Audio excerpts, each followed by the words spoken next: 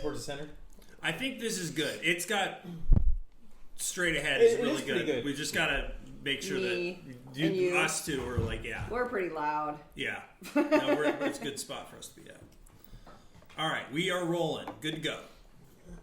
Hello, Children of the Night subscribers. This is John Cody Fasano, and I am here introducing the spec script that was written by myself and Zachary Stein with story contributions by Travis Foster based on the hit role-playing game Vampire the Masquerade, which is why you should all be here. This was written a few years ago with the intent of being sold to White Wolf Publishing, and that didn't work out quite, so you guys get to hear it now in living color, or whatever this is. Yeah. And, why don't we begin? All right. Should we introduce ourselves, maybe? Who we are and who we're playing? Sure, yeah. If you want to introduce your main character. So why don't we start with Kayla? I'm Kayla Inferno, and I'm playing Estelie. Did I say it right? Yep. Okay. Hey, me. So should we go... Okay. I'm Andy Chavez, and I'm playing Zohaib, the Elder Assamite Assassin. Oh, are we supposed to explain what you don't our have do? to say. And I am the writer and also playing Cornelius of Clan Tremere. I am Smitty the Grey, and I will be portraying Nathan Hale. I'm Alix Juls James, and I will be playing Beckett among many other characters. Thank you. And I'm Andrew Parker, and I'm playing Patrick, Chris, and the narrator. Ba ba ba. Ba ba ba. The narrator. Here we go. Exterior, Los Angeles skyline, night. A smoggy night sky reflects the 100,000 lights of the bustling city below. Skyscrapers impotently reach for the heavens, while insignificant human drivers in ant-sized cars fail to use their turn signals. This city is a Venus flytrap. Intoxicating. It lures you in and digests you alive. The din of automobiles, jeers of streetwalkers, and the blare of sirens commingle in a singular sound, a heartbeat. Show business. The nectar. Exterior movie studio backlot, night. A studio executive has a newspaper under his arm with a UFO on it, which reads, Y2K, January 1st, 2000, the end of time. Then walks into his office. The lights flash from within. Exterior yoga class, Beverly Hills night. Through the window, a yoga instructor works with her very pale client, helping with their stretches.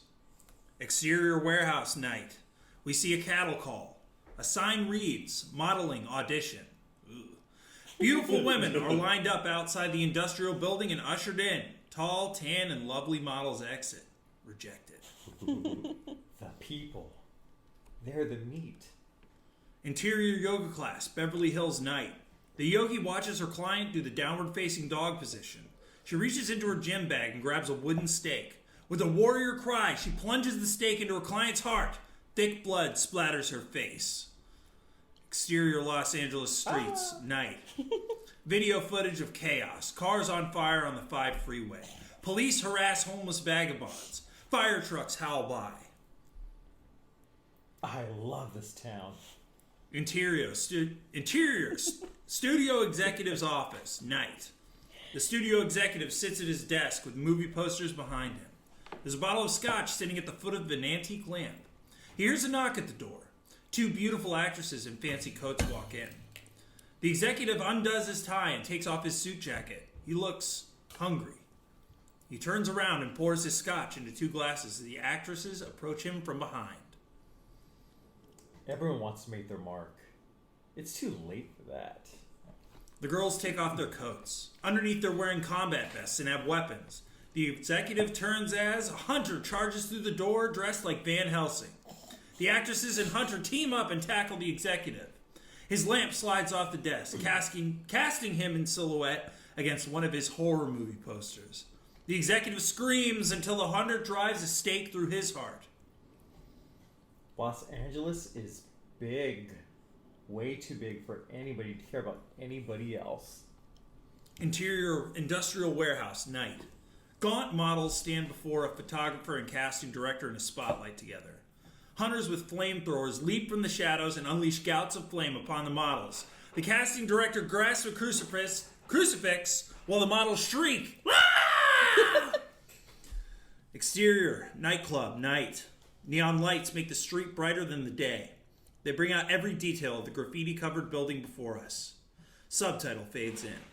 Los Angeles, present day. I haven't been part of the herd for a long time.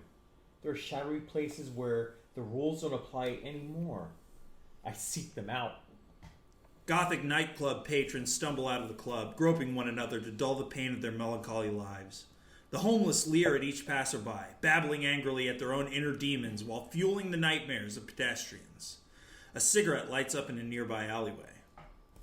No cameras, no windows. Dark alleys are perfect for people like me. If you can even call things like me people anymore. Exterior, alleyway, night.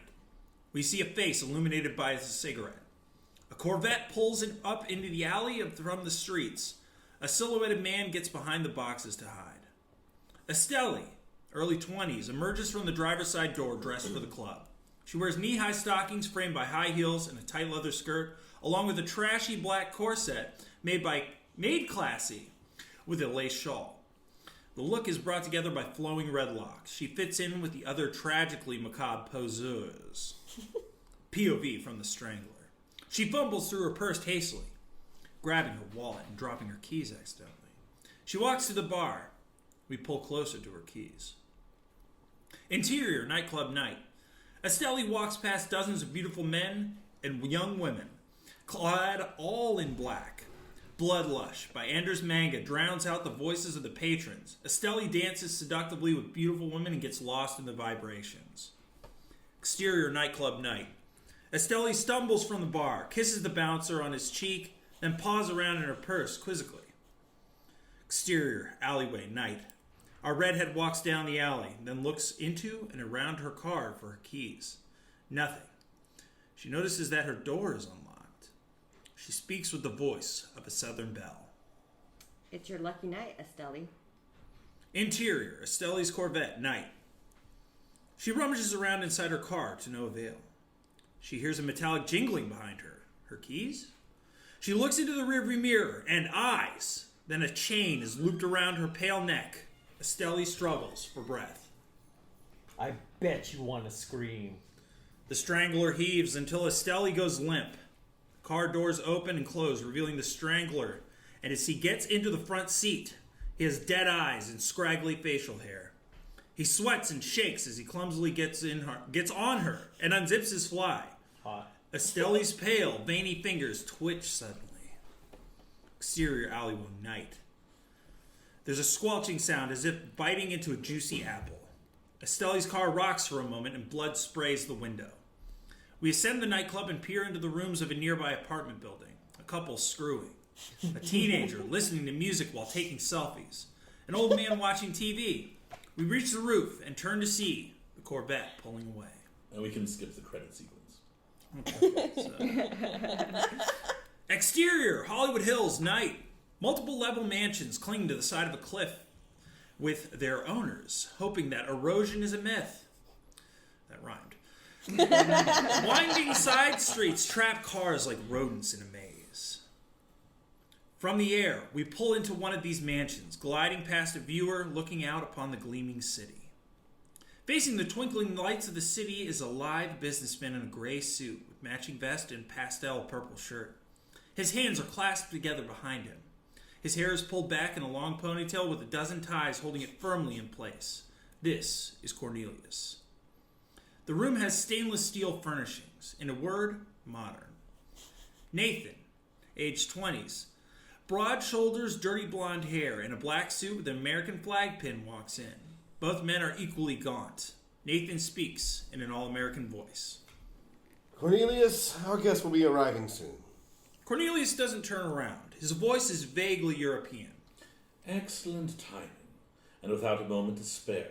This town is so full of life. and we haven't even gotten to experience it. We see Nathan full on. His face is scarred from bullet holes, knife wounds, and noticeably ligature marks on his neck. It's for the best. You said so yourself. It was imperative that we lay low until Beckett arrives. We must uphold the masquerade. Which we mustn't forget, Nathan, my old friend. Hey, who are you calling old? Anyway, I'm thirsty, and you look like you could sluice your gob. When can we feed?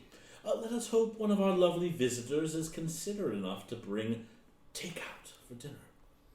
Exterior, Hollywood Hills Road, night. A limousine pulls through a tightly packed street. Corey Hart's I Wear My Sunglasses at Night plays on the radio. In the limo, Patrick, 20s, a tall, lanky man in a swanky, shoulder-padded suit pulled from the 80s, sits in the back. He's wearing sunglasses and has a martini glass filled with blood in one hand. There's a built-in fridge with blood packets and alcohol bottles. He has an expensive iPhone X wedged between his ear and his shoulder. It'd probably be like a 13 now, right? If it's expensive, 15. 15. Yeah. Yeah, he's got the newest, the the The new prototype titanium model. one. Yeah. Monica, we went through this already when I left Manhattan. The short-term loss of revenue does not bother me. I play the long game. Outside the limo, a Tesla backs out in front of them as a motorcycle roars by.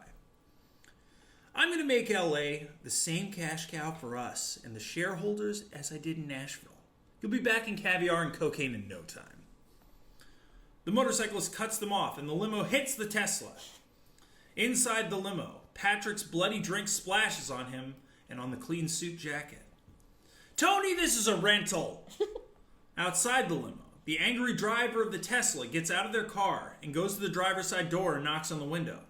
Tony, 30s, the beefcake limo driver, lowers the window. Are you fucking nuts? This is a 15-mile-per-hour zone, asshole! Let me see your insurance now! Tony reaches for it, but Patrick gets out of the back of the limo first. Exhaust rises from behind him, and the Tesla's headlights shine through it, casting him in an eerie light. The driver looks over as Patrick walks towards him. We're not going to have any trouble, are we? Your idiot here took off my mirror. Patrick and his bloody clothes become visible to the driver as Patrick gets closer. Ah, shit, I'm sorry. Oh, this? Don't worry about it. It's wine. Patrick stoops to pick up the broken mirror. He appears as a blurred image except for his glasses, which are in focus. He stands and takes off his sunglasses, then looks back at the man, staring right at his neck. Patrick pulls out his smartphone, clicks a button, then locks eyes with the driver. It's only a scratch. You were pulling out too fast. It's only a scratch, and I was pulling out too fast. Patrick clicks to end a voice recording on his phone. That's what I thought. And since my driver and I weren't at fault, it's really your insurance that should pay us. I guess? He hands the driver a $100 bill and pats his hands. But you know what? We can keep this off the books. Nobody wants the premiums to go up, right? I'm in a hurry, and I'm feeling generous. Take this and get yourself something nice. Now, try to drive a little bit safer, all right? Patrick gets back into the limo, then licks his bloody shirt. An old woman watches from behind her curtains. Back in the limo. These LA goons can't drive. Don't want to hear it. If you make me drop my drink again, I'll make you get another tattoo of my dick. On your neck this time. Exterior, Thule Manor, night. The manor is hidden by ivy. Its gated entrance leads to a twisted driveway which curves uphill. Past the obscuring vegetation, the windows are closed and barred. The motorcycle from before speeds into the yard. A Middle Eastern man with a beard, a kufi, and innumerable tribal tattoos gets off his motorcycle. This is Zohaib. Zohaib? Zohaib. This is Zohaib. Zohaib notices the cameras at every angle. He reaches out the front of the house and knocks on the commercial steel door. A motion camera aims down at him. He bares his fangs. And Cain went out from Yahweh's presence and lived in the land of Nod, east of Eden. Several locks are undone, and Nathan is beckoned Nathan beckons him in. Weapons. Interior, mansion foyer, night. Nathan disarms Zohaib's weapons in the standing safe by the door. A cordoned stairway leads up over an archway. The downstairs is not cordoned off, and 2 hallways lead to living quarters. The archway has a dark hallway beneath it. You run a tight ship around here. Cornelius and I wouldn't have it any other way. I see. Finding this place was like getting through a labyrinth. A voice emanates from behind him. That was the intention. You must be Cornelius of House Tremere? Beckett has told me all about you. Cornelius glides towards him, and we get a good look at his face. Cheekbones like razors, a goatee neatly trimmed, and baby blue eyes that pierce right into the soul. Surely not everything. Zohaib walks up to the cordoned-off staircase. You are a scholar, both ancient and wise. Mortals, your playthings in search for ephemera and esoterica. You've been reading my blog, have you? And you must be Zohaib, master assassin of Clan Asamite. I'm sure you've been useful. They stare each other down. Nathan groans and looks to the driveway as headlights peek through the hedges. More guests. Cornelius takes Zohaib through the archway. There are paintings, statues, and weapons lining the walls. Cornelius types a few numbers into a security pad, which budges them into the dining room. I think we're safe here. You can never be too cautious with hunters running amok. After you. Interior, dining room, night. There's a massive dining table surrounded by steel thrones, a bay window, and statues lining the wall. Zohaib's the first guest. He eyes a broken statue depicting a vampire from the torso up, handling a stone snake.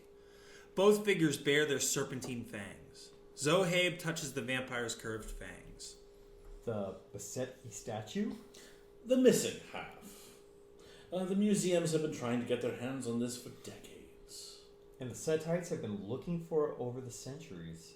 It was a shame when it was shattered. Exterior, Thule Manor, night.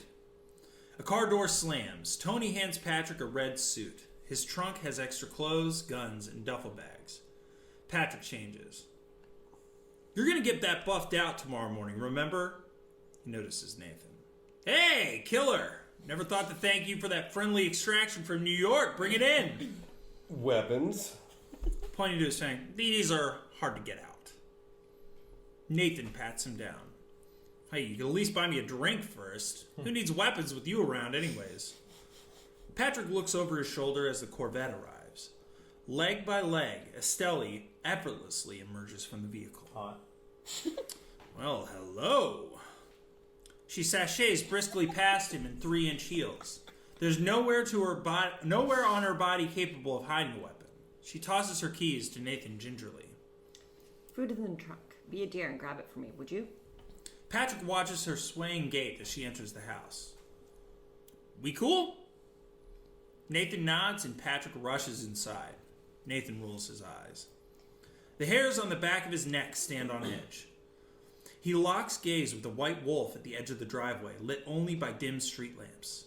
It has red eyes.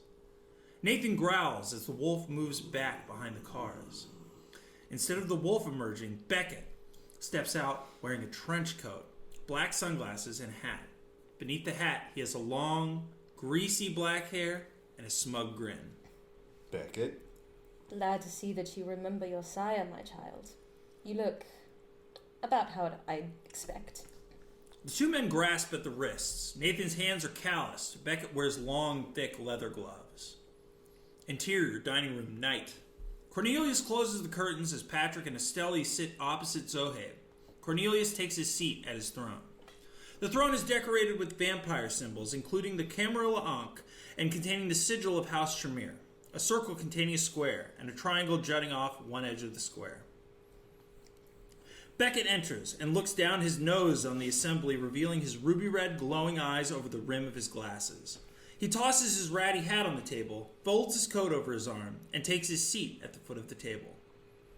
It seems we are nearly all here. Estelie, you came alone. I wasn't able to reach Blake, but that's not unlike him. He probably went underground. Were you able to contact his sire? Patrick whispers to Estelie. Sire? You poor thing. Have you forgotten the one who embraced you? She didn't tell me much. I'm still getting used to this vocabulary. Name's Patrick Crane. Estelie... LaRue. A pleasure to make your acquaintance, Mr. Crane. Blake hasn't spoken to his true sire in years. Typical Grey girl. Left to fend for himself by a careless sire. Beckett takes off his gloves, revealing burly claws. Yes, but we learn quick, or die quick. It's all the same. Now I'm sure you all have one thing on your minds tonight. Nathan walks into the room with a body bag over one shoulder. The assembled monsters eye the bag hungrily. Or perhaps two things. Cornelius presses a button under the table, which reveals a secret compartment. There are Baroque machines with tubes, scalpels, and other surgical nightmares. Nathan unzips the body bag, revealing the strangler, naked, bound, gagged, but still alive. Dinner is served. Nathan places the naked man onto the device within the table. The implements plunge into his body. We hear whimpers as the table seals him in like a coffin. His squeals of agony are heavily muted. Cup-sized holes open in front of each member of the assembly. Blood-filled chalices rise up before the vampires. The whining ceases. It's a somber moment. So, what are we having for dinner? Ryan Grindorf, the Santa Monica Strangler. I've had my eye on him for months. A rare treat. Cornelius drinks deeply from his goblet. He hears renewed whining under the table and slams his hand down to quell it. It would be sweeter still if it had been one of those damned hunters. Their society of Leopold has ruined the reputation of this city for our kind. There hasn't been a princedom in a decade. Nearly 2 decades. It's too horrible to dwell on. Beckett takes a swig from his glass. The bloody savages. This place is in need of new lords and ladies. Which brings me to all of you. Yes, Beckett. Why exactly have you brought the likes of us to this dangerous and unruly city? The world is ending. What? It's all in the Book of Nod.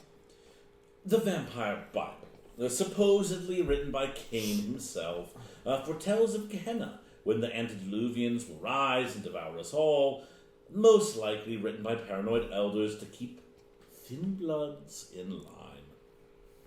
Beckett slams a copy of the Book of Nod onto the table to hushed whispers. It is bound in human skin. The damned are loose, and the city of angels trembles and burns. This is the final sign. We mustn't allow this to come to pass. With Los Angeles in mortal hands, we're at their mercy. You lot can stop this. Then it was wise of you to summon me. I've been preparing for this. Rid Los Angeles of its infestation, and it's yours to drink dry. Study the signs of the final nights. They are hard to miss. He leaves a copy of the Book of Nod on the table. You giving us Los Angeles? Heavens, no. I'm giving you the opportunity to take it yourselves. I'm just hopeful you're more resourceful than the last Coterie. What became of them? It'd be best if I showed you. Exterior, Hollywood Hills Road, night. Patrick's limo, full of vampires, drives past the home of the old woman. This is Marilyn, 70s, a concerned neighbor. Neighborhood watch? This is Marilyn Alter. I would like to report suspicious activity. No, it's not the Scooter Kids. Interior, Marilyn's house, night. A comfortable chair sits by a windowsill, and dolls decorate the home. Marilyn is on the phone. Ever since the new neighbors moved in last month, it's been noisy as all heck. A fancy limo hit my rude neighbor, and would you believe it? This pale guy gets out of the car covered in blood. Then my neighbor shuts his trap like he's in a trance. I've never seen that guy shut up before. Interior, computer lab, night. A computer report displays pale, blood, trance, 79% blank body activity. GPS coordinates are included. A technician with a headset reviews the report. They're in a dark room with a dozen agents. A technician knocks on their supervisor's window and shows them the report on a tablet. Exterior, burnt-out building, night. A burnt-out husk of a building sits on an overgrown property. Patrick's limo is close. A security guard walks the premises with a flashlight. The Coterie sneaks into the building. Interior, burnt-out building, night. They pass through an ash-filled hallway stripped of copper piping. The floorboards creak as they press onwards. Behold, the first sign of Gehenna. The dawn wars with the dusk, and a great conflagration ensues. This is where it all began. A flashlight beam cuts through one of the holes in the wall. Yeah, fuck you, Hannah. I'm more concerned with the night watchman. They pause for a pregnant moment while the guard passes. The group walks past a charred table with a blackened wine glass. Patrick reaches for the glass, and it mysteriously rolls away from him. Patrick jumps back in fright. Cornelius? Cornelius is on the other side of the room, unaware. Touch nothing. There may be ghosts lurking about. Patrick walks up to a burnt piano and twinkles a few keys. Oh, they hate this. Interior boiler room, night. They reach the bottom of the staircase, a dead end. A boiler room with a single overhead bulb and 2 unlit wall sconces. Lead the way, Seneschal. The group looks at one another, puzzled. Estelie walks confidently towards the sconce. It's always the sconce. Estelie brushes past the sconce, opens the door of the boiler, revealing a secret passageway. She winks at Patrick. They enter the tunnel. Interior, the old court, night. They enter the room with a smoke-stained walls. Ancestral weapons like a Maasai war spear, burnt axes, and broken crossbows are scattered around the room.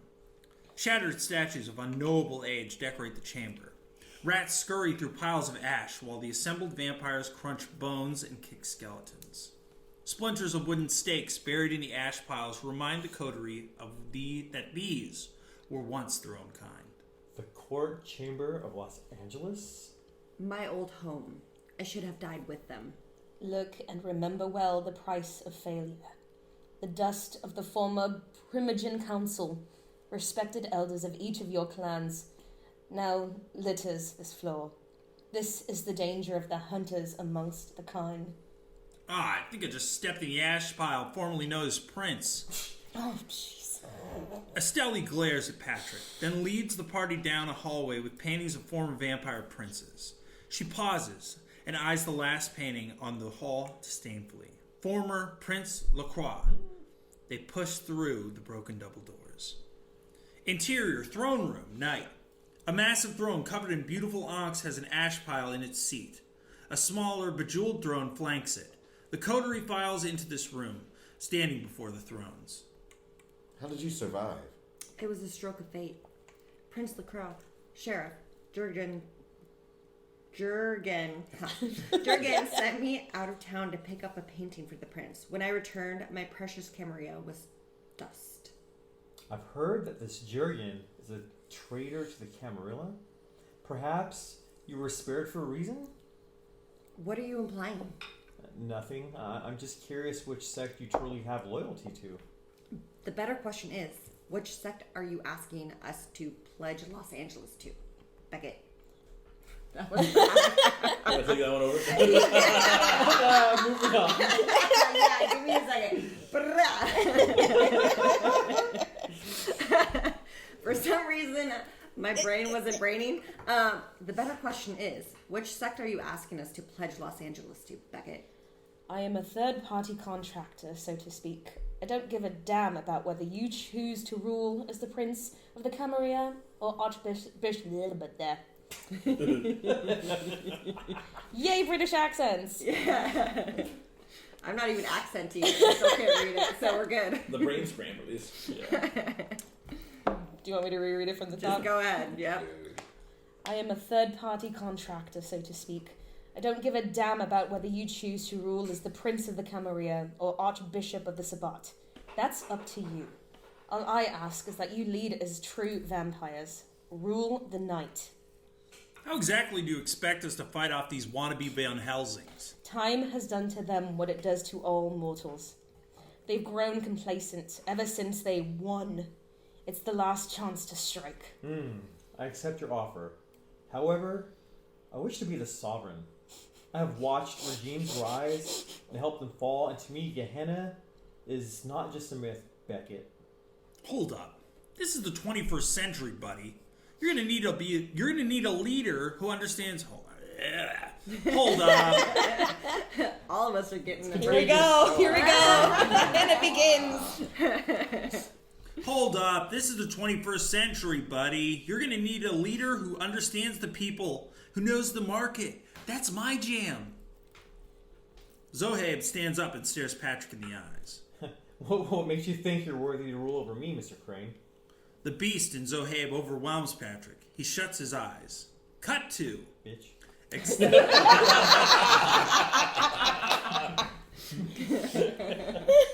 Cut to. Exterior, Patrick's party house, New York, night. Flashback. A lavish pool party on top of a skyscraper. There are topless women and more drugs than backstage at an Ozzy Osbourne concert. Depeche Mode's Strangelove is being spun by a DJ. New York, 1987. Patrick, still mortal, is buried in women. He gets up and does a few lines of coke off a glass table. He's in ecstasy until he feels warmth streaming down his face. Blood. His nose bleeds profusely, and he gets lightheaded. Patrick rushes to a luxurious bathroom. He catches sight of a striking blonde woman across the party. Charlotte follows in slow motion, and the partygoers part ways for her, or stare at her alien beauty. Interior, Patrick's bathroom, night. Everything is some shade of gold, made of crystal, or has an elegant flair. The music and his grunts of pain mix and echo in the tawdry bathroom. He is falling apart and splashes water on his face. He takes a damp towel and tries to stop the bleeding. Don't waste that. Charlotte has marble skin, bleached hair pulled into a taut bun, and a white dress with black accents. She has him cornered like a rat. What are you doing here? He's helpless as she leans in for a kiss, throws the washcloth into the sink, then licks his nosebleed. I want what you have. Charlotte bites into the flesh of his neck with her fangs. Patrick screams, but the music drowns him out until the pain turns to pleasure. He moans from the kiss. Patrick's face grows pale as she feeds upon him. Charlotte bites her own breast, and dark, viscous blood begins to ooze forth. Patrick, on death's door, suckles like a newborn. Then both their bodies writhe orgasmically. Patrick's eyes flash open, bright amber, changed forever. Match cut 2. Present day. The old court, interior, night. The others stare at Patrick, and a bead of blood drips down his forehead in place of a normal human's sweat. He wipes it away with a handkerchief from his jacket. Yes, Patrick. What do you offer our new Camarilla? Well, I'm the money, and I know how to party. Cornelius stands behind the burnt-out throne. I propose that Estelie Leroux be our Prince of Los Angeles. You mean princess? Prince. Ooh, we're progressive monsters. Estelie, you are painfully aware of what we must do here. You care about these kind and their feelings. The better to cow them into accepting defeat. Estelie is not amused. Cornelius notices. Compassion is not my strong suit. However, if you are unwilling... I make no apology for my compassion, but my willingness to lead is not to be questioned. What say you all? It is agreeable. Better than a warlock on the throne. Guys, I'm not gonna lie. I'm following like 30% of what's going on here, but she sort of scares the crap out of me, so she's got my vote.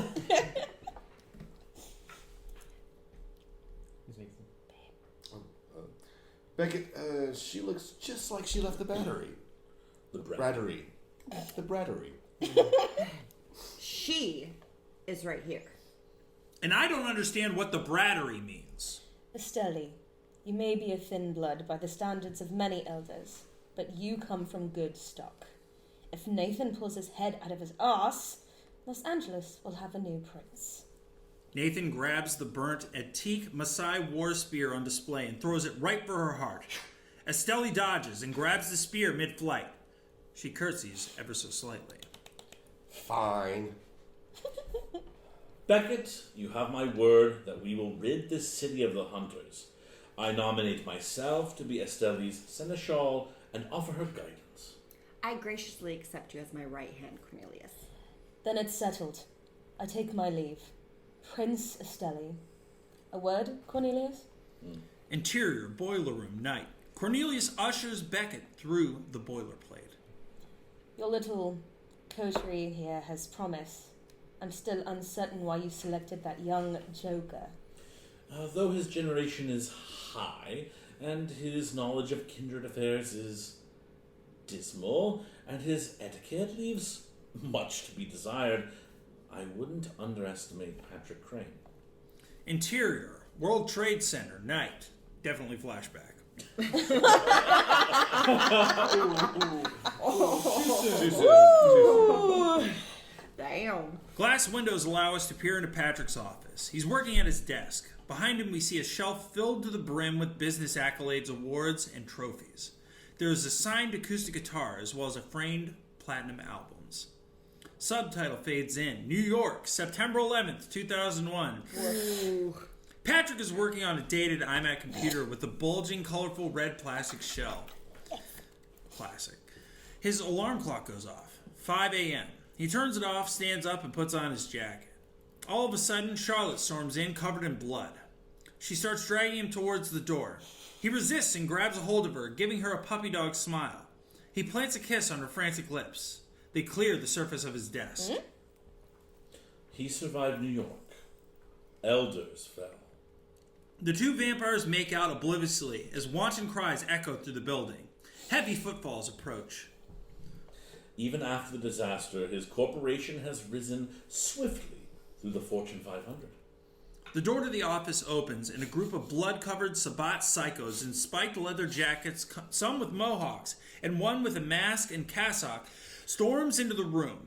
They pry Charlotte from Patrick's lap. At the door, he sees an iron coffin on a cart. They toss her within while she screams, and they haul her away with glee. Patrick runs for the door. The priest with the cassock blasts him with a shotgun point blank. Patrick is propelled into the display case, shattering the glass and his signed guitar. Wood splinters all around him. The priest lights a Molotov cocktail. Patrick grabs at the neck of his guitar, rushes the priest, and stakes him through the heart. The priest falls to the ground. The Molotov is stuck in the priest's paralyzed hand. Patrick doesn't have time to move. It explodes. He doesn't feel the force of the explosion. Nathan stands between him and the bomb. Nathan looks at Patrick with a grim smile. Half his face is burnt and covered in shrapnel from the blast. His clothing destroyed. You're bleeding. Patrick stumbles to his feet. Nathan drags him through the room and stops and stoops at the Sabbat corpse, stealing his gun. You got one. He throws Patrick the priest's Beretta pistol. Imagine what he can do with little help and without the Sabbat gunning for him at every moment. Nathan walks back to the doorway, pulling a flintlock pistol from the back of his pants. He fires down the hallway. Move, maggot! The sun is coming. You're no good to me as dust. Nathan walks steadily into the hallway, firing again. Patrick stumbles to catch up, firing his own gun haphazardly. In the hallway, Patrick sees Sabbat agents coming from the other direction. They have massive explosive charges on carts and begin setting them up while laughing wildly. We gotta move! Charlotte! Where are you, Charlotte?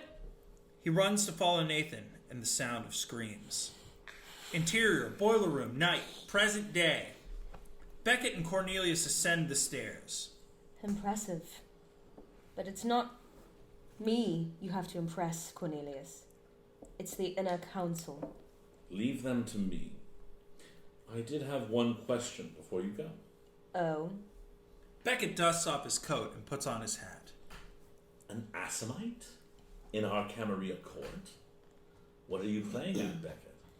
The noble clan Assamite is in talks to join your precious Camarilla. Or hadn't you heard? I thought you, of all kindred, would appreciate the efficacy of an expert assassin. Oh, yes, and an expert diabolist.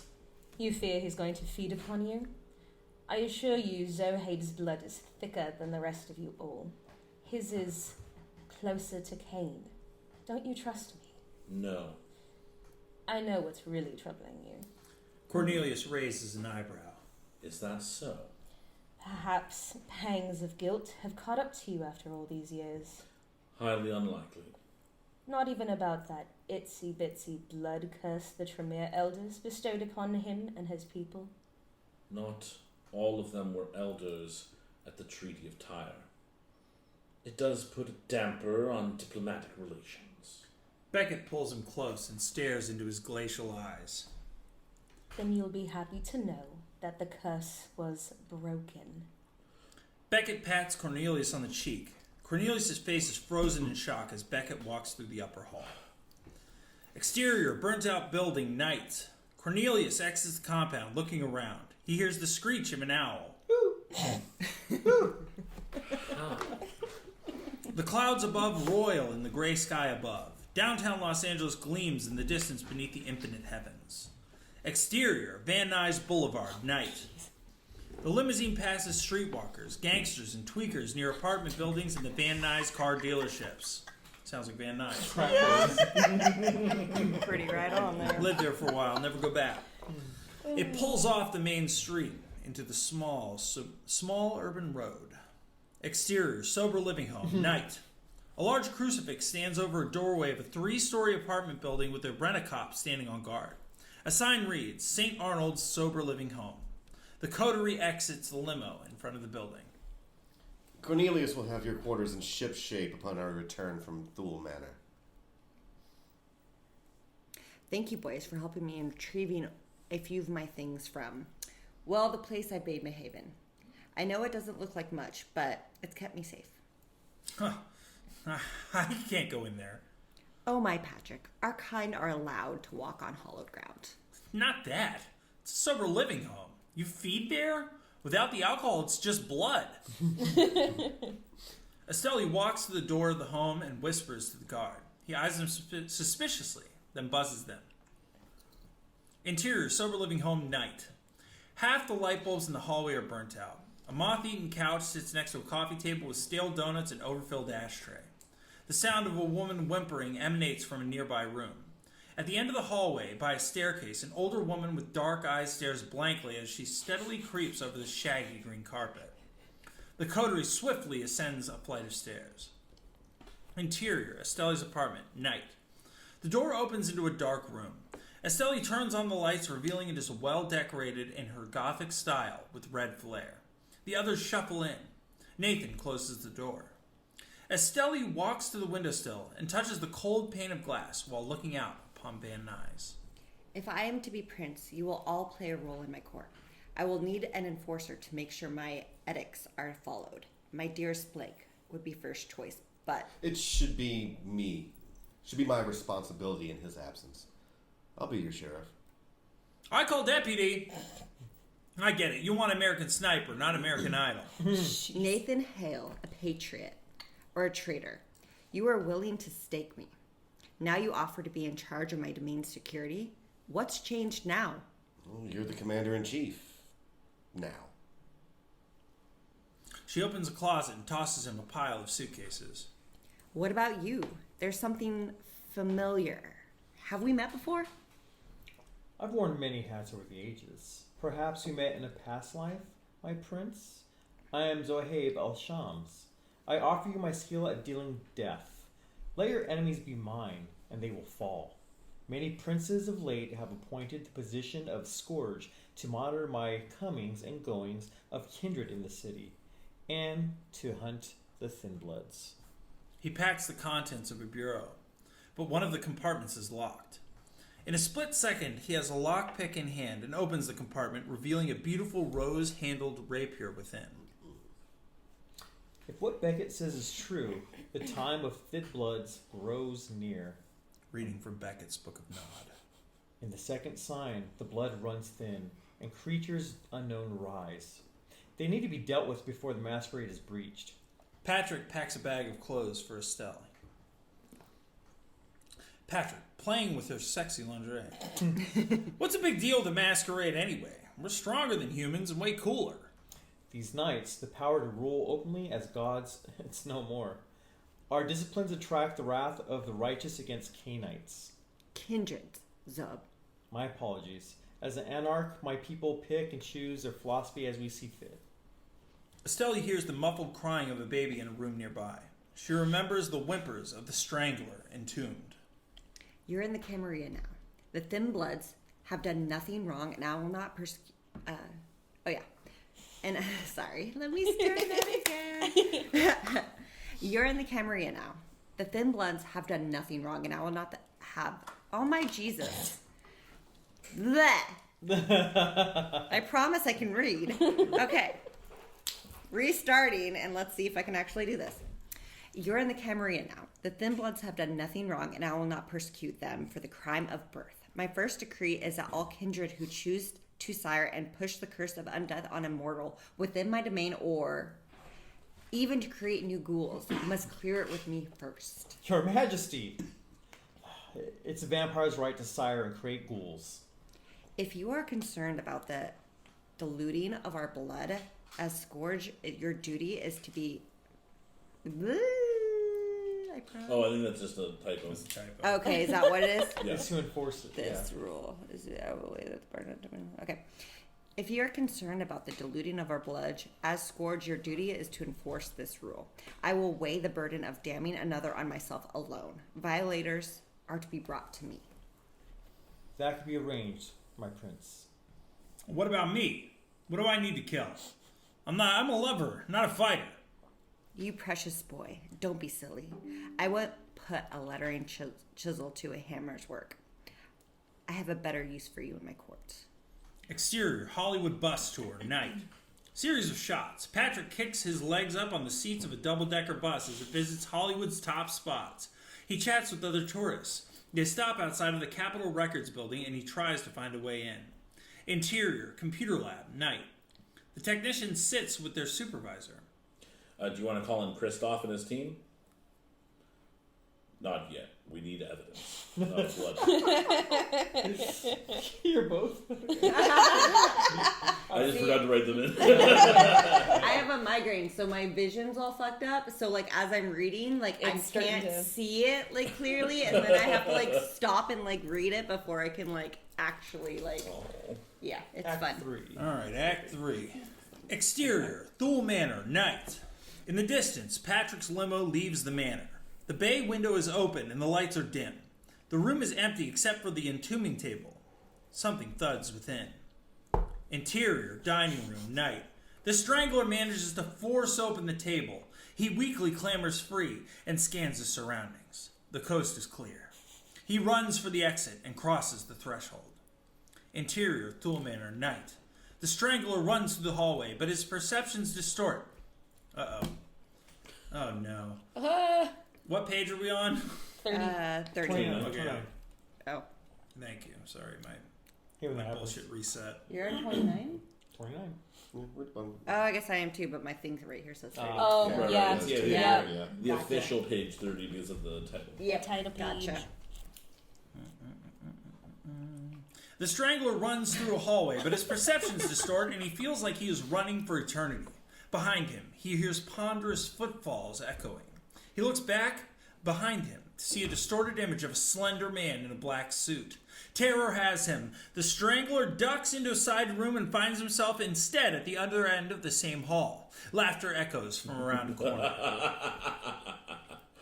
Nowhere to run. The strangler turns back the way he came and ends up in interior kitchen, night. The strangler looks around at the barren and dark kitchen with stainless steel countertops. He spots chains hanging from the ceiling, which come to life and snare him. He screams until the chains wrap their way around his neck. He dangles from the ceiling like a goose in a Chinatown window. Cornelius walks around him, surveying his prey.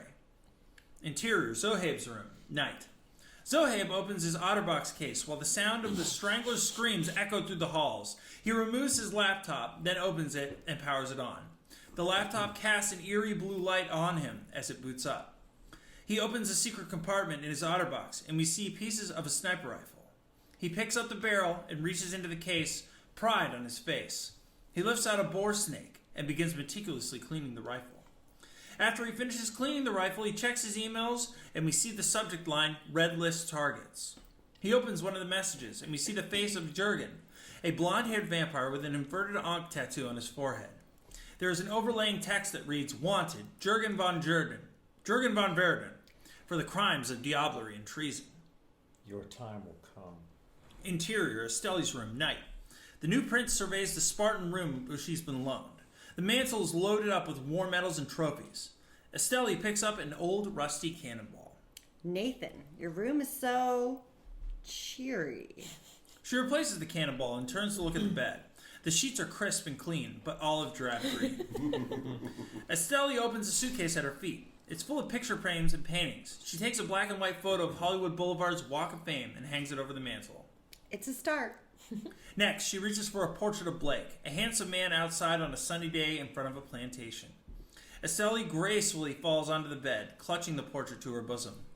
Where are you, my paramour? Match cut 2. Exterior Hollywood Boulevard night. A troupe of costumed street performers take pictures with tourists for money in front of the Chinese theater. Patrick files off the bus with the other tourists. He walks over to Hilary Swank's star on the Walk of Fame and approaches the costume panhandlers. Honest. What? It's listening. That was I'm Okay, sorry, thank I you, didn't- Mary. unexpected. Who's Patrick? Go out and find the city's surviving kindred, she says. Like that's so easy. You can't just find vampires walking the streets in L.A. A classic Bela Lugosi Dracula walks by. Patrick poses for a picture with him. Ha! That's one way to keep the masquerade up, right, buddy? What the fuck you just said to me? And never mind. And Dracula's taller than that anyways. As Patrick walks away, a shorter person in a cheap Sesame Street costume cranes their neck to watch him leave. Patrick walks down the side street and stops in front of exterior nightclub night. The goth nightclub from before. The black-clad bouncer from earlier bars the path into the club. Well now, this looks promising. I mean, I'm a vampire and I would hang out at a place like this. P.O.V. Patrick is being watched. He saunters up to the bouncer and we follow him closer. Members only. Patrick slowly removes his sunglasses for his hypnotic stare. Funny you should mention membership. Patrick's mesmerism is cut short as a hand grabs him from behind and pulls him into a side alley. He's slammed into a wall by the tiny Sesame Street performer. She frisks him. And what the fuck, Grover? You ain't gonna find what you're looking for in there. Dress code is all black. You took them all off.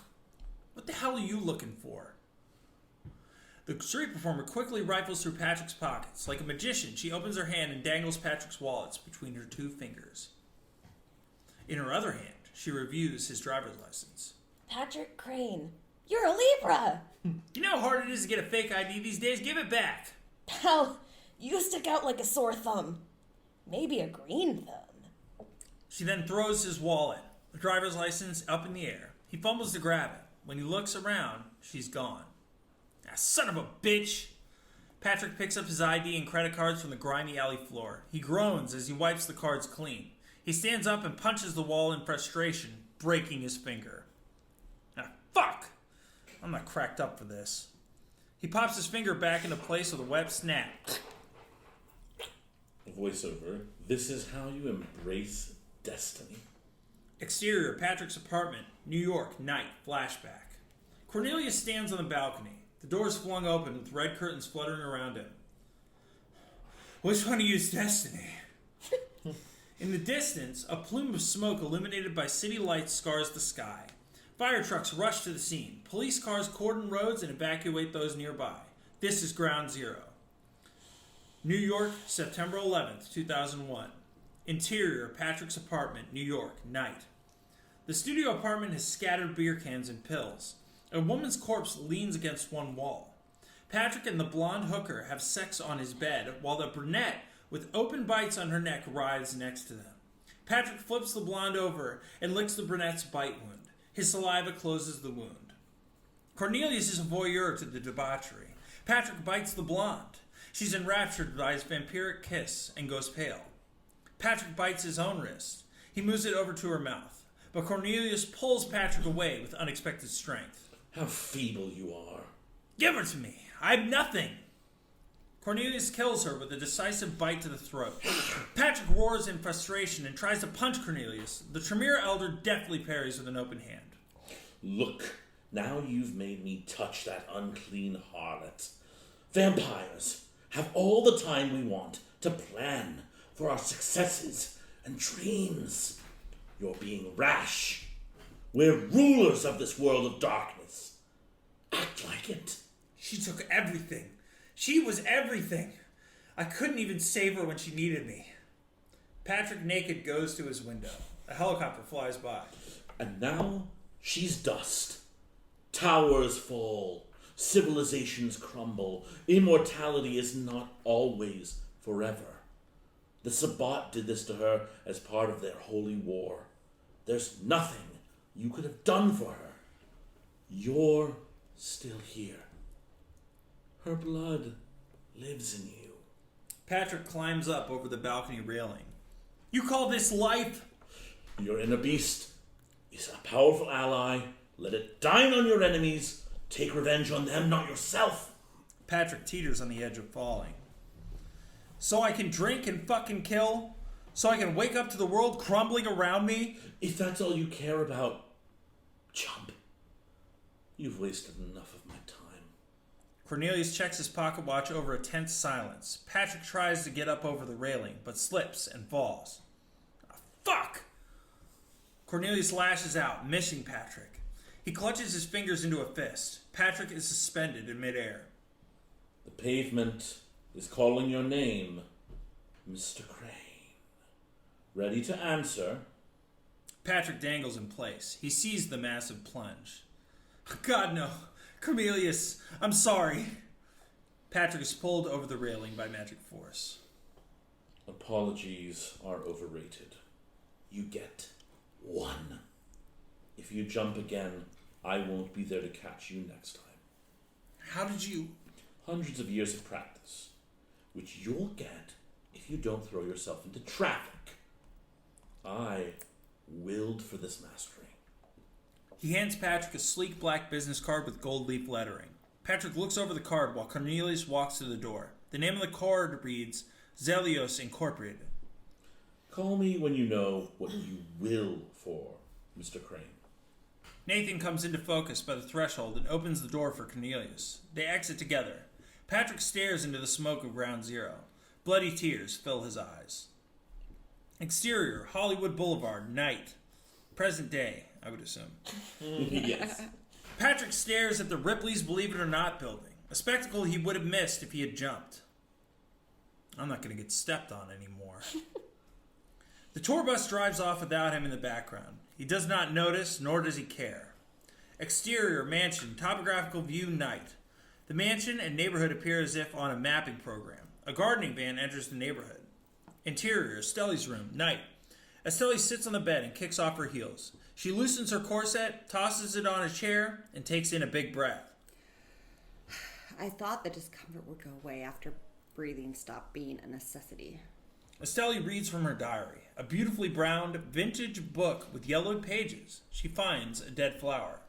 There are sketches of people from her life. Her lover from the painting, Blake, followed by Marcus, a blonde vampire rock star. Next, there's a drawing of Charlotte from Patrick's vision. She flips a page and there's a sketch of a grim Asian man in a formal suit. Milo Tong. She reaches a torn page and closes the diary. Interior, mansion hallway, night. Zohaib's door opens and we hear the ambient sounds muffle and fade. The door closes inaudibly and the shadowy shape slips into the hallway. We follow its silent footsteps. Interior, Estelie's room, night. Estelie gets out of bed and slams open the door. Interior mansion hallway, night. Into Nathan, which is standing vigil. He doesn't budge an inch. Estelie's eye peeks through the cracks. What do you think you're doing? Sheriff protects the prince. And? I'm protecting you. It would reflect poorly on me if I lost the prince on the first night of duty. I picked you to be sheriff, not my guard dog. Shouldn't you be doing something better right now, like digging a hole in the garden? Sleeping in the earth is a viable survival tactic. If you're not letting me out of here, can you at least get me some blood? He opens the door to her room and looks at her. She is scantily clad in her sheer nightgown. Nathan turns away. My apologies, ma'am. What, in the last 300 years, you've never seen a woman in her... Negligee. Thank you. In her negligee? I'll be right back with your blood. She stands seductively in the doorframe as he walks away. Once he is out of sight, Estelie creeps out of the room and down the hallway towards the foyer. The shadow follows her. Interior mansion, foyer night. Estelie tiptoes into the foyer, then descends the staircase. A shadowy figure watches her descend, then goes to the upper stairs silently, brushing against the velvet rope cordon, causing it to sway. An ancient grandfather clock tolls 2 a.m., and Estelie misses a step. After a moment, she regains her composure and continues the descent more carefully. There are paintings of Cornelius and Nathan, an etching of a pyramid, and a painting of a beautiful woman, Carlotta. She runs her fingers along a groove where it's been repaired and sees a quick flash of a sword slicing the painting. Exterior Hollywood Boulevard, night. Patrick follows a group of well-dressed mortals towards a more promising cocktail club. Nightclub. I don't know. Oh, that's why. The Crescent Moonshine, whose logo is a cocktail glass with a crescent moon for a rim. He walks up and cuts to the head of the line, lowering his glasses to do his mojo. The old bouncer, 60s, an African-American man, looks him up and down. I like that jacket. Got one just like it back home. Got me tons of pussy back in the day. Good luck there, son. Patrick is ushered into the swanky club to the sounds of a blues saxophone from within. Interior, Crescent Moonshine, night. The club is massive and lit in purple hues. There's a man on stage with a... There's a main stage with a saxophone player, David, 20s. Patrick walks through the club, passing groups of drunken dancers. He's tempted to bite them until he spots at the bar and sees something better still. The bartender, Nilufar, a beautiful Persian girl with long black hair and a curvy body. Patrick hightails it to the bar. I'd like to pay the tab, please. It's last call, and you haven't even had a drink yet. Well, then we should do a round for last call, right?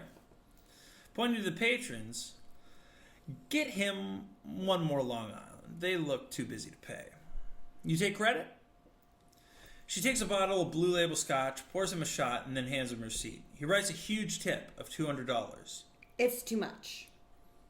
That's what they all say. When are you off tonight? She ignores his advances, hands him his card back, then pours the Long Island iced tea. Patrick admires the saxophonist. When he turns around, no one is behind the bar. With his shot glass held high, he squeezes through the dancers, looking for Nilufar. The pulse of warm-blooded bodies surrounds him, and his eyes roll back in his head with pleasure. He's in an all-you-can-drink buffet. Patrick spots her across the room. The club's owner is shouting at her. Patrick's pulse quickens as the saxophonist plays faster. As the music climaxes, Patrick turns on the swagger. People part for him like the Red Sea. Spotlights focus on him and he glows. Women touch his shoulders. Men admire his style. All eyes are on him, except for hers. Interior, Cornelius' library, night. A placard over the door reads, "As above." The doors swing open to a luxurious library you'd find in a castle. Vintage volumes, grimoires, and scrolls in glass cases have been set up with the utmost care. There are pedestals bearing the best specimens. The stacks are arranged in a decahedron. The shelves hold framed degrees, relics, and each one is topped with a globe showing the earth from different centuries. The shadowy wisp moves towards the pillars. The globes spin of their own accord, and the wisp reverts it to its true form like a mummy being unwrapped. It's Zohaib. He twirls around. Cornelius is in the doorway. Warlock. Very clever. Looking for a light read? I recommend Graham's Magazine, February 1841. That new author, Edgar Allan Poe, took over as editor. Scathing critic. A less depressing soul in person. The man knew how to party. So I've read. He hands the book to Zohaib, who spies an antique chess set. Don't get out much, I see. Zohaib moves an ivory pawn to e4. Cornelius pushes a handcart of books behind a stack and begins filling the shelf. You believe Beckett's ravings. Zohaib looks at some of the artifacts. One tag reads, "The Promise of 1528, $125,000. He whistles softly. The Jihad. Not a game any Canaanite can win. Without strong allies. Without looking, Cornelius moves the jade pawn to e5. The King's Gambit. I haven't seen that since I was back in the old world. There's less appreciation for the classics around here.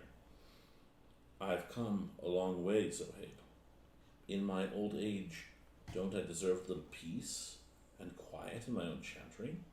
Cornelius straightens out books on a shelf, turning the Ars Goetia. Goetia? Yep. Yeah. Turning the Ars Goetia face out. Zohaib laughs and moves his own pawn to F4. He pockets the scroll, and it makes no sound, even as it crumples. If we all got what we deserved, Cornelius, we'd all be dust. Get what we Take. Cornelius knocks down the pawn, accepting the King's Gambit, then turns his hand up expectantly. Zohaib returns the scroll, then withdraws from the room. Cornelius locks up. He walks to the pillar and crumples the tattered scroll, then sprinkles the remains on the display case. He cuts his hand with the letter opener and lets the thick vitae drop over the scroll. It manifests itself in perfect condition. Cornelius turns and slowly surveys his library. Believe nothing you hear, and only half that you see. Cornelius walks up to the curtains and draws them. We see filler concrete. He closes one side and then the other, quickly draws both, and closes them once more. The concrete slab slides to the floor. He opens the curtains again. There is a narrow passage leading down a flight of stairs. He descends and the slab slides up. Interior mansion, lower floor, night. Estelie can feel eyes on her as her motion-sensitive cameras follow her steps. She opens the first of 7 doors, a room full of furniture. Light spills from underneath the 7th door. She sneaks to the door and spies a placard, so below. Interior, Cornelius Laboratory, night. The lab is comprised of narrow corridor in an L shape. What are you doing here, Cornelius? The wall is plastered with anatomy diagrams, some human, others lupine, vampire, and more. She passes a 3-screen computer display with password protection. There's a vision board, arcane geometrical symbols, newspaper clippings, and chemical formulae. Estelie spots a tape recorder. She hesitates, then presses the play button. They stand united, and we insulate ourselves. Their innovations inspire me. Chemical weapons, nuclear warheads. Some of them are no mere cattle, but teachers. Estelie rewinds the recording, then plays it again. Mortals call it the Mandela effect. The same event, remembered differently, but ever so slightly. I've noticed it even in my own diaries. Something has shifted in our modern nights. Perhaps a scion of Clan Malkavian could explain it. What do you think, Prince Estelie? She spins around and looks to both ends of the room. No one is there. She drops the recorder, then flees into the hallway. Interior, downward staircase, night. Cornelius is at the top of the stairs, fiddling with the inner workings of his grandfather clock with jeweler's tools. He's too focused to look at her as Estelie ascends the staircase. Upkeep is necessary for it to survive through the ages. Just like us. Look at that splendid movement, Estelie. It took some trial and error for him to find my peculiar taste, but to his credit, Nathan is not one to yield. She sees Nathan sitting on the upper stairs. I want my own haven and a court. These accommodations are temporary, of course, until your sheriff finds the safest location to hold court. Interior mansion foyer, night. Estelie passes Cornelius. He closes the clock's face. She looks up at Nathan, staring him down squarely. And when will that be? Nathan walks down to meet her glare, inches from her face. You don't want me to be your watchdog, but you want me to be your realtor. Maybe if you spent the evening doing your duty scouting locations for a courthouse instead of wasting time stalking my door, I would already have my own safe haven. You want me to find havens? Fine. Nathan snarls and dents the steel front door, then swings it wide, rushes off into the night. Estelie makes off after him.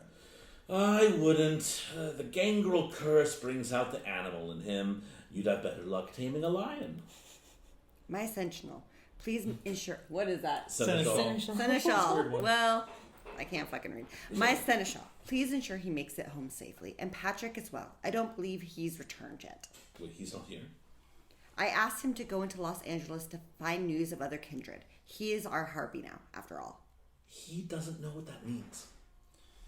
Exterior, crescent moonshine, night. On the side of the building, David lights a joint. I told you, when you get started, tips get paid a percentage based on performance. Interior, crescent storeroom, night. Patrick strolls through one of the double doors of the back room, where the portly owner continues to yell at Nilufar. That one's going to get me every time. Why did you name her that? No way, asshole. You can exploit every other wannabe actress that works here. I'm not getting screwed out of $200 tip. Patrick rounds a pile of boxes. The owner violently grabs Nilufar's arm. Reflexively, Patrick downs his shot and steps forward to intervene. He realizes what he's done, looks at the shot glass, then drops it. It shatters. Leave her. Patrick starts to tremble and cough. Who the fuck are you, her boyfriend? Security! Toss him out with the rest of the trash. I don't know who this white knight dipshit. Get out of here, dude. I don't need rescuing. Nilufar storms from the room as Patrick lunges at the club owner and sucker punches him. The club owner brandishes a corkscrew and jams it into Patrick's stomach as two security guards rush into the room. This piece of shit attacked me. Throw him out of here, boys, before he gets blood on my floor. Patrick buckles, holding back his vomit. The two guards grab him by the arms, and the owner kicks him in the stomach. Blood sprays from his mouth all over the floor and on the owner. Patrick looks up at the owner with a queasy smile and flips him the bird. The guards drag Patrick to the back doorway. Exterior, crescent back alley, night. The saxophonist, David, takes a puff of his joint. The security guards toss Patrick to the door, and he slams his head against the ground. The guards share a look with David, and then they walk back inside the crescent moonshine. You just checking in. You okay, bro? Patrick regurgitates thick blood all over the floor. Oh, shit. David takes out his phone and dials 911. Patrick takes off his shattered sunglasses. His eyes command David. No calls. David puts his phone away. Patrick searches his pockets for his iPhone X and pulls out a grimy flip phone instead. The fuck? This isn't my phone! He clambers around the floor of the alley searching for piles of trash for his phone in vain. Patrick leans back against the wall with his knees pulled up against his chest. Hey, you want a hit of this, man? Why did I take that last shot? I can't drink that stuff anymore. Why am I so stupid? Well, I can't answer that, man, but I know someone who can help. Jesus isn't what I need right now, or probably ever. Nah, man, my psychiatrist, Dr. Crowley, can help you out. David takes a deep drag from his joint. Did he give you that prescription? Hey, it helps with my anxiety, you know?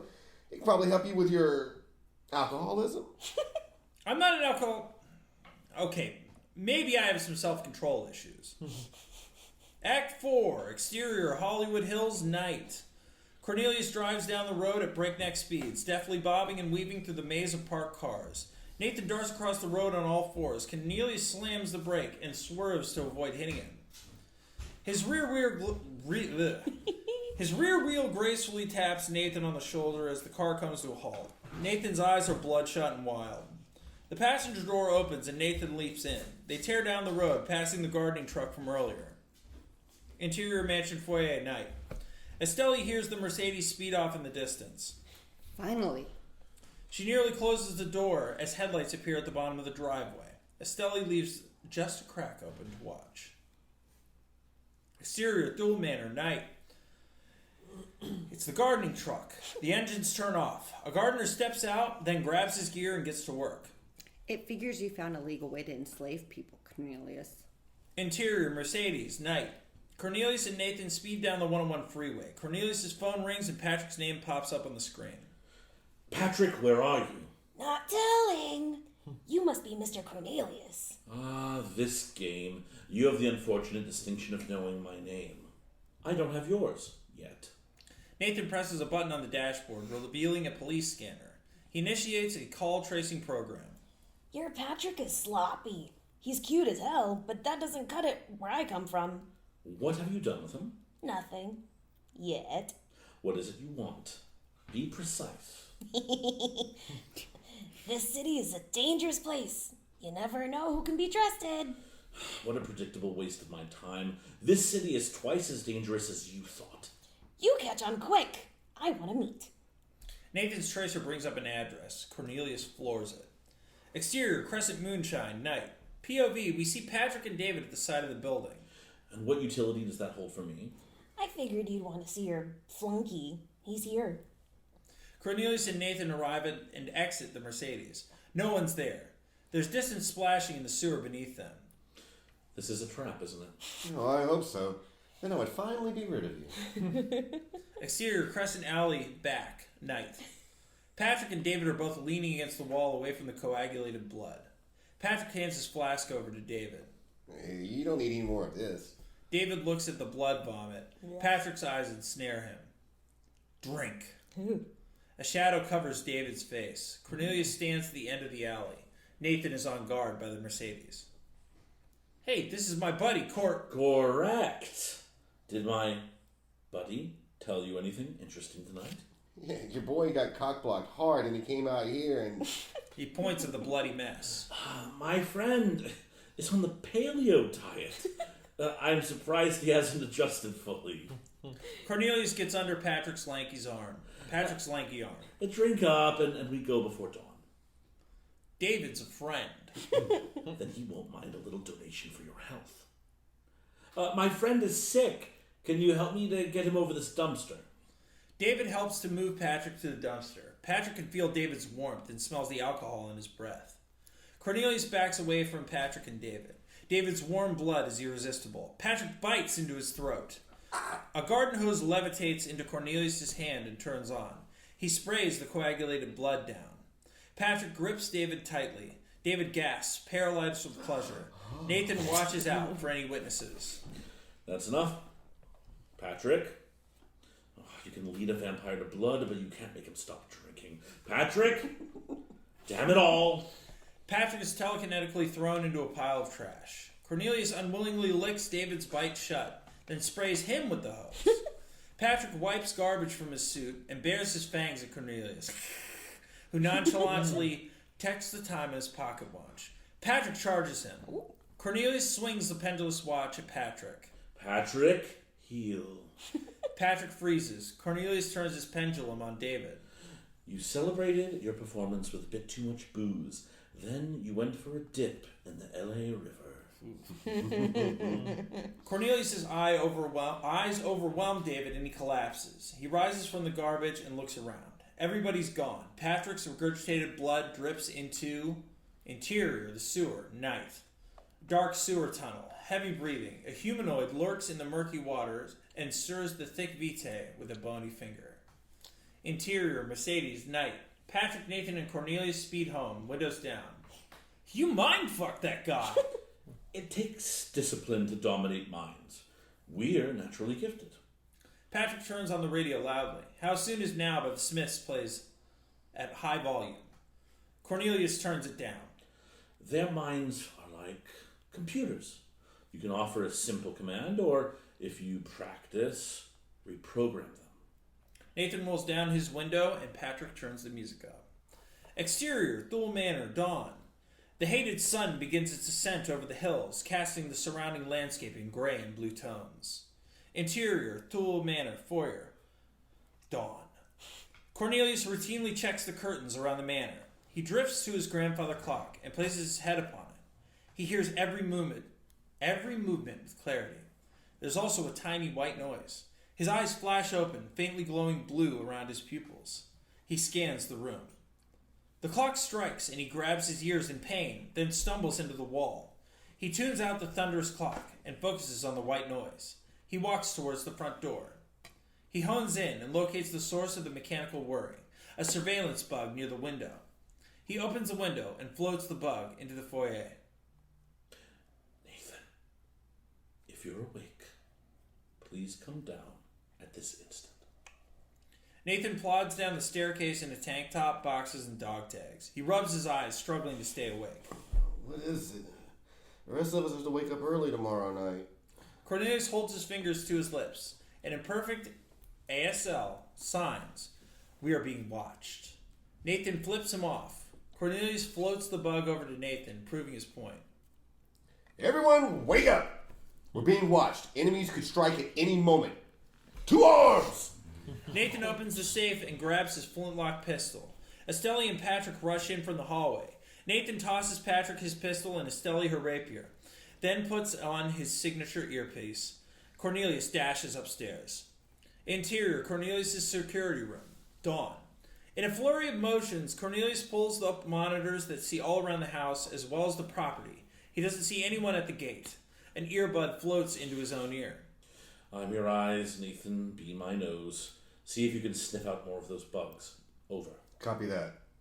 Interior, mansion foyer. Dawn.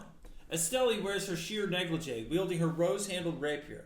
Patrick has his beretta, booze, and long johns. Blood sweat drips down their faces, and their skin droops. Zohaib enters the room and collapses. Patrick runs over to him. Estelie glances down the hallway. Nothing is there. What's happening to him? Dawn is upon us. He needs to sleep. Interior, Zohaib's room. Night. They nearly collapse on Zohaib, but manage to get him into his bed. Patrick gasps and goes unconscious. Estelie realizes the curtains are slightly ajar. She lifts her leaden legs and reaches the curtains, then hazards a peek behind them. Solid concrete. She looks relieved, then passes out. Interior, dining room. Dawn. Nathan sniffs out the last bug by the window. He snags it, but as the curtains part, the first ray of sunlight hits him dead in the eye. He yelps in agony and collapses. Nathan, are there enemies at our door? Interior, Cornelius' security room. Dawn. Cornelius slumps onto his keyboard, blood dripping from his eyes. On the monitor, Nathan crawls towards the dining room table. Exterior, Thule Manor. Dusk. There's utter serenity in the Hollywood Hills as night falls. Interior, Thule Manor. Night. The floor is littered with broken glasses and weapons. Interior, Zohaib's quarters. Dusk. Estelie's corpse body shifts to her entrancing self. Not dead. Still not really alive.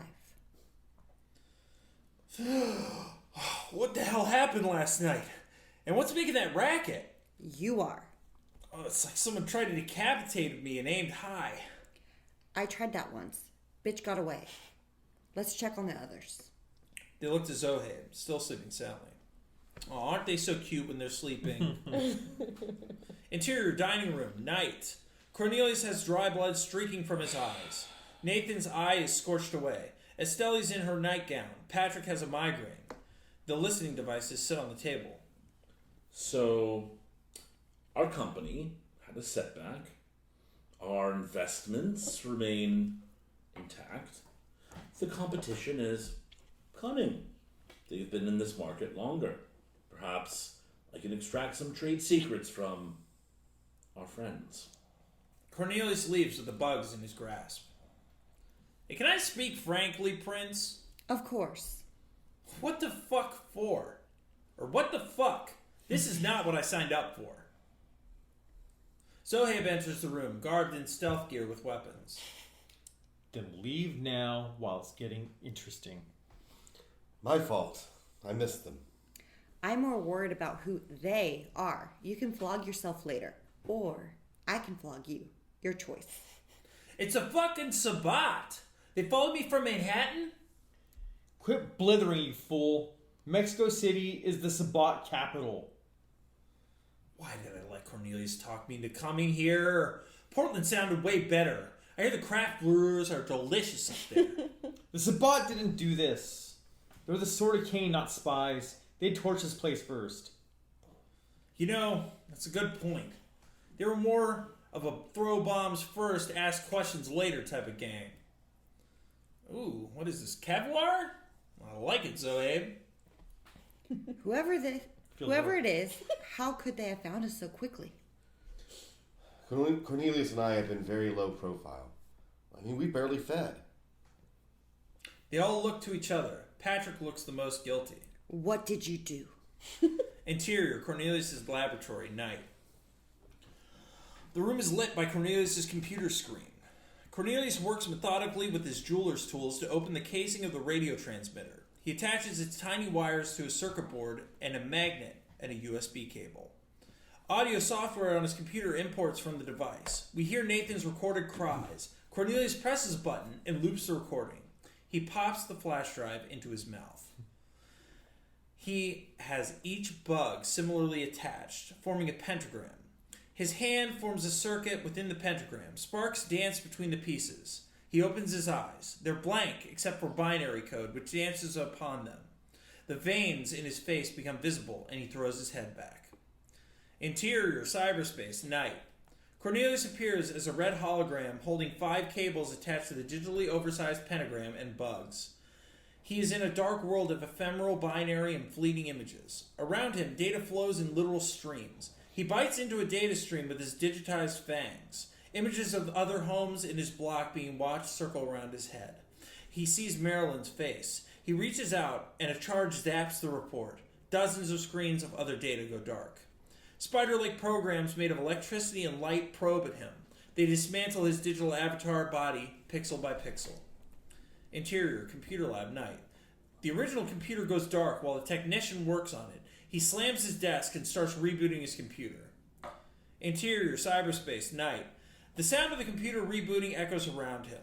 He spots a webcam feed into an NSA van. Agents on headsets monitor computer displays. They become frantic, and he smiles. All but his head and a single hand are stripped by the spiders. We hear Cornelius' heartbeat. He pulls an IP address from the stream and pops it into his mouth. Then his hand is finally unmade by the spiders. Interior, Cornelius' laboratory, night. Cornelius' face is fully translucent. He spits the flash drive out of his mouth, then plugs it into his own computer. Act 5. Interior dining room, night. Cornelius stumbles into the room. The others look at him in anticipation. He tosses the flash drive onto the table. 24 hours, or less. For what? My calculation for how long I've bought us before the enemy strikes. Cornelius stumbles into the kitchen. Interior, Cornelius' kitchen, night. He spots the half-dead strangler hanging from his chains. Cornelius opens the refrigerator and sees a few measly medical-grade blood packets. He slowly turns to his captive. In a fit of bloodlust, he leaps onto the strangler, bites into the man's inner thigh, and drains him to death. Interior, dining room, night. Nathan, Estelie, Zohaib, and Patrick are gathered around the table. Cornelius steps in from the kitchen, revitalized. We have concluded that it was mortals who did this. Cornelius takes a seat next to Estelie. It's the NSA. They don't yet know which house on this block is the nest they seek. It will take some time for them to review their data. Not enough time to move our haven. Then we fight. Perhaps you fight. The rest of us meet final death. They're organized and have the mortal government backing them, whereas We need to strike them first. Cut off the head, the serpent, the body dies. I'm listening.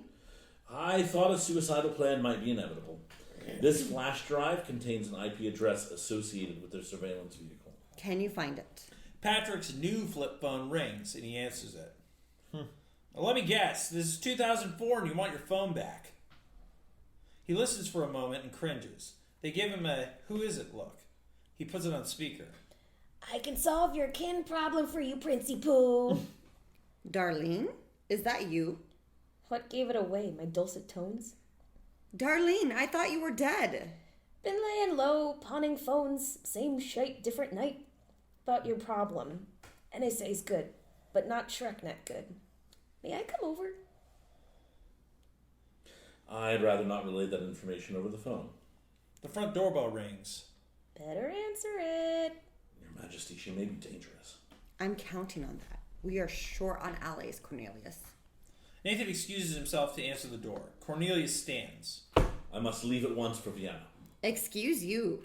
I'm going to see Lady Vistania, mother of... Dragons? But seriously, what for? My house has a number of powerful tools for the defense of our court.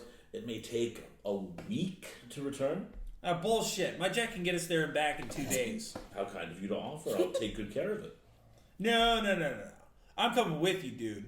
This is sounding dangerously close to abandoning your posts. If we can't sleep soundly during the day, we've already failed.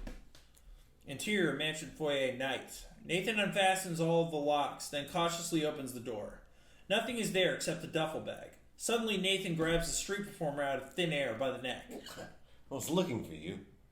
He pulls off her mask, and underneath it is a wretched creature. Bulging eyes and withered nose, rat-like fangs, and wafer-thin, flaky skin.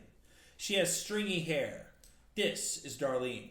I wish present myself to Prince Customary Camarilla.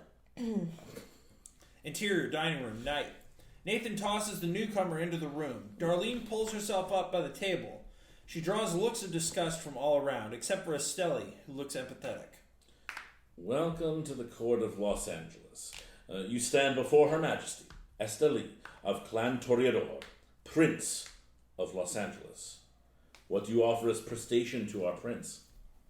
I've got the shiny iPhone X. You! Give that back! Darlene tosses the phone. Patrick barely catches it. So I did find vampires in L.A. You can help us? Yeah, I understand you got an NSA bug problem. Consider me the exterminator. No one knows surveillance better than me. Is that so? Cornelius motions to Patrick to stand. He grabs a scarf. We must away. Try not to break anything while we're gone. You're breaking my heart already, cheekbone. What do we got so far? We have security camera footage from the last 48 hours. And this. He holds the flash drive. Patrick and Cornelius depart. Sato? What's... To yourself. Oh. It is vain for the coward to flee. Death follows close behind. It is only by defying it that it is the brave escape. Hiding works too. Estelie, I know how it goes with you camis, a boon to the prince, yada yada.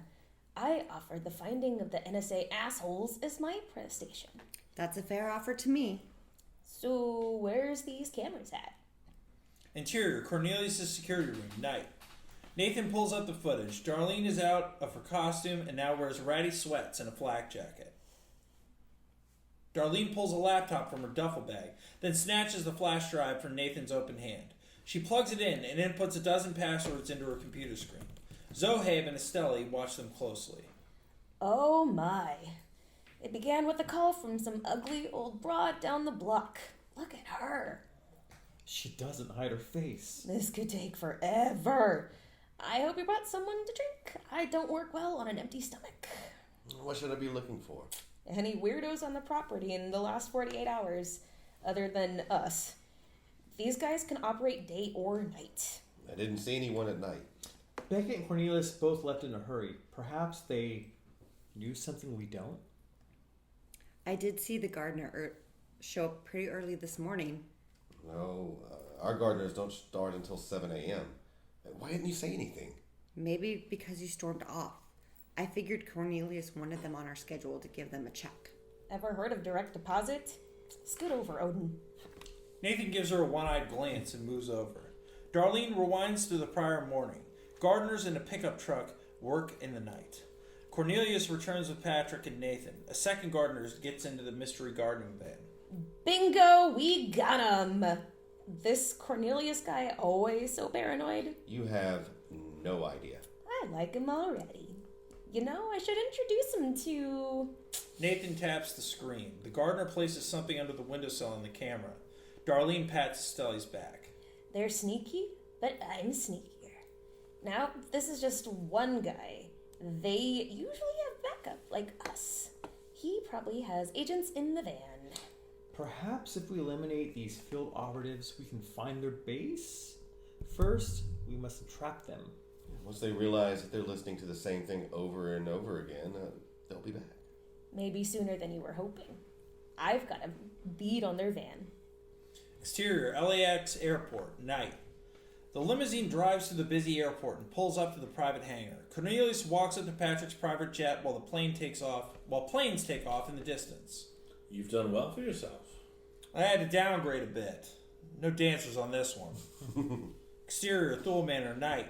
The creepy gardening van reaches the gate.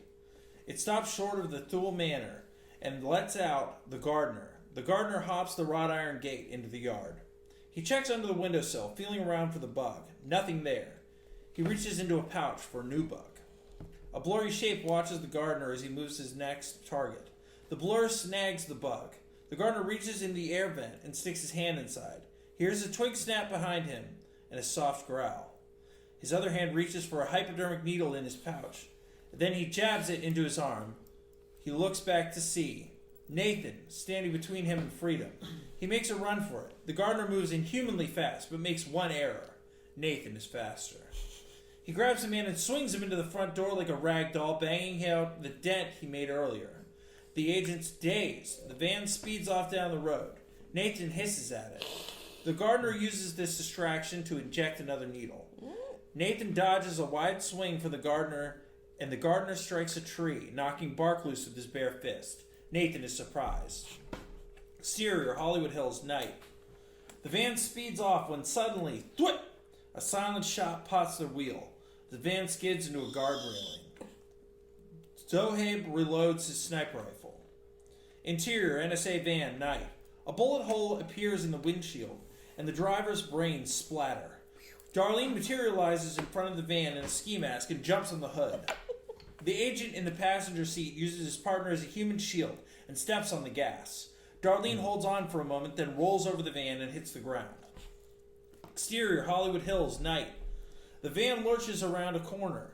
Darlene tries to get up, but her back cracks. Zohaib zips past quickly without assisting her. With incredible speed and dexterity, Zohaib free runs up the side of the house, lands on the roof, looks through his scope, and sees the man in the van clearly. He takes one final shot, barely missing, but the van speeds off around a corner, scraping the ground. Exterior, Thule Manor, night. Nathan and the gardener square off. They charge, then Nathan gets him in a chokehold. The gardener stabs Nathan 3 times with a dagger. He stabs the wounded eye. The gardener slips free. Estelie opens the front door with the rapier in hand. The gardener charges with the knife, and Estelie, Nathan, and the gardener charges with the knife at Estelie. Nathan tackles the gardener through the doorway, and they crash into a priceless vase in the mansion foyer. Nathan swings at the gardener and hits the wall, cracking it. Another syringe is drawn. Estelie disarms him with a flick of the rapier, and the gardener strikes Nathan in the stomach. Then the gardener's hand cracks as he punches Nathan's cheekbone. Nathan's wounded eye grows back. It's yellow and avian. The gangrel smiles, revealing massive bear-like canines. Good form. My turn. Nathan kicks up into the man's stomach, then slams both fists down onto his spine. Estelie closes the front door. Exterior, the Belvedere estate. Night, present day. A massive cream-colored castle looms over acres of property dotted with statues. Patrick and Cornelius walk deeper into the estate. They approach a flight of stairs. Cornelius stops and makes a hand gesture to the statue. By day, a museum for the mortal kind, filled with distractions. After nightfall, welcome to the home chantry of House Tremere, the wisest amongst us. Hey, what's up with the gang signs? Wouldn't want the gargoyles to come to life prematurely. They pass a sphinx. Patrick gulps. Vestania. Did I say that right? Yep. Vestania, a hefty woman in robes, awaits them at the top of the stone staircase. Interior, boiler room, night. The gardener awakens, gagged and tied to a chair. The light bulb is on. The strangler's body is in the room. There are handcuffs on the table. Estelie steps into the aura of the light. Shh. They'll hear you. If you tell me what you were doing, I'll get you out of here. What's your name? I'm Chris. You're not letting me out of here. You're not letting a thing out, and you're not getting a... I'm Chris. You're not letting me... Yeah. I'm Chris. You're not letting me out of here, and you're not getting a thing out of me, bitch. I was trained to resist torture. That's too bad, because I don't condone torture. Estelie sits in his lap. Her touch is electric. She glows. What's your name? Let's play a game. I'll tell you my name if you tell me something about where you work. Then we can find out the important answer. What's that? Are these handcuffs for you or for me? Anything for you. Very good. So what was in those needles you took? I shouldn't. Don't you want to know my name, Chris Darlene? Oh, God, yes. You can't use them. Why's that, sweetie? McMahon concocted them from the blood of monsters like you, but not you. You're sweet. My name is Estelie. Now, She reaches lower, then pulls up a syringe. How did McMahon get our blood? Interior, throne room, night. Estelie, Darlene, and Nathan are gathered in the burnt room. They have one of our kind hostage. As Prince of Los Angeles, it's abhorrent. What is that? Yep. Okay. They have one of our kind hostage. As Prince of Los Angeles, it's abhorrent to have one of my subjects wrongfully imprisoned. They have one of our kind hostage. As Prince of Los Angeles, it's abhorrent to have one of my subjects wrongfully imprisoned. Find them. We will, Majesty. Exterior, burnt out building, night. Downtown Los Angeles looms in the background under the moon. Wherever they are. Exterior, Marilyn's house, night. The gardening van scrapes down the road on 3 wheels. Interior, Marilyn's house, night. The elderly woman hears the doorbell ring over her classical music and checks the peephole. It's the NSA van driver. Who is it? Oh, it's you. My name is Mike Hickson. I wanted to follow up about a disturbance you reported to the neighborhood watch. May I come in, Miss Alter? Oh my god, I've been waiting. She walks him into the house and grabs a cup of tea. His face melts away to reveal Zohaib. The Assamite slices his tongue with a dagger, coating it with the black blood. Marilyn's music and all ambient noise fades. She sees Zohaib and drops her mug. It shatters inaudibly. He nicks her with the dagger, and her skin blackens and withers. In silhouette, he turns off her lamp. Fade out. The end! Scorpion Such. Right on. Scorpion Such. We could I have that. stop. Thanks for listening, everyone. Yes. And for participating. Warts and all. Yep.